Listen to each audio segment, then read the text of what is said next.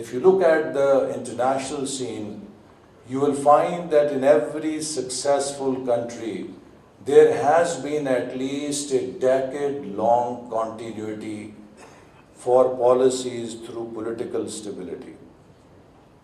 India benefited from and now 15-year tenure of Mr. Modi. Bangladesh benefited from a 15-year-long track or tenure of Mr. to take root.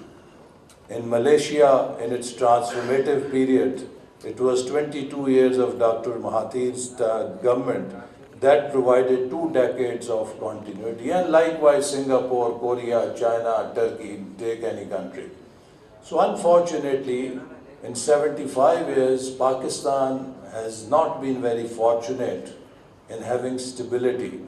And I always say, and I keep repeating, that for any country to develop, there are 4 prerequisites: peace, stability, continuity of policy for a decade, and a continuous commitment to reforms, to change. And if these 4 ingredients are not there, no matter how good your intentions are, nothing will take place. So it is about time, and I hope that we have learned our lessons, and the 5 E's agenda, which is a national economic transformation plan that seeks to set up a socio-economic foundation for Pakistan that will enable Pakistan to become, inshallah, a $1 trillion economy by 2035. We hope that political instability will not come in its way, and we will be able to, inshallah, achieve our goals. And the 5 E's, as very rightly mentioned, completely align with the objectives of this conference. Pakistan has great challenge. We are facing extreme pressure of resources. I am a planning minister who has to fight or knock off mountains of poverty, unemployment, underdevelopment, but I have no resources at my hand because we are under very tight fiscal IMF program. Recently, 300 billion rupees we had to cut from our development program only to save our people from more taxation as part of the fiscal discipline or stabilization program that we have to follow. So in such situation, when you do not have resources or investments for growth, how do you grow? The only key for growth is productivity increase. Only through productivity we can create new growth. And for productivity, the skill set of human resource is very critical and essential. So therefore, the investing in developing the skill set of our youth, skill set of our workforce is of paramount importance in our growth strategy, because through this we can enhance our productivity, and through productivity we can generate extra growth for which we don't have investments to make, because as I said, without investments this is the only alternative that we can follow.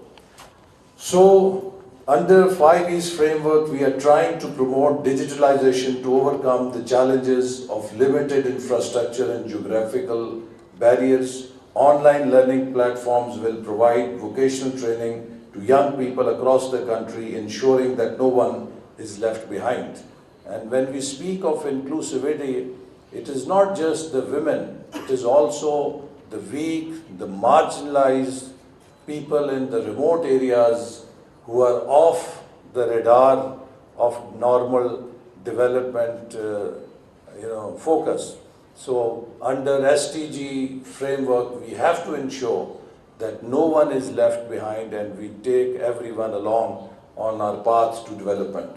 Secondly, promoting gender inclusivity in TVET which is crucial for Pakistan's development. By encouraging more women to participate in technical vocational training, we can harness the full potential of our population.